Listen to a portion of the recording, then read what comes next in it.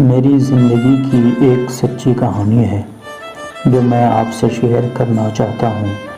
یہ کہانی میرے اور میری دادی کی ہے جو ہماری آپس میں محبت اور وفا کی ایک نئی مثال پیش کرتی ہے۔ ہماری کہانی ایک گاؤں میں شروع ہوتی ہے جہاں دادی بیٹے کے ساتھ رہتی تھیں۔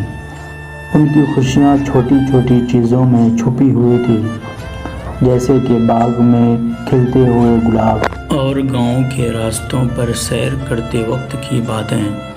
ایک دن دادی کی صحت خراب ہو گئی اور ان کی زندگی کا ایک سفر کمزور ہو گیا۔ میں نے اپنی مشغولیات کو چھوڑ کر ان کا خیال رکھنا شروع کیا۔ ہر روز ان کے لیے طعام کا تیار کرنا اور دوائیں دینا میری روزمرہ کی زندگی کا حصہ بن گیا۔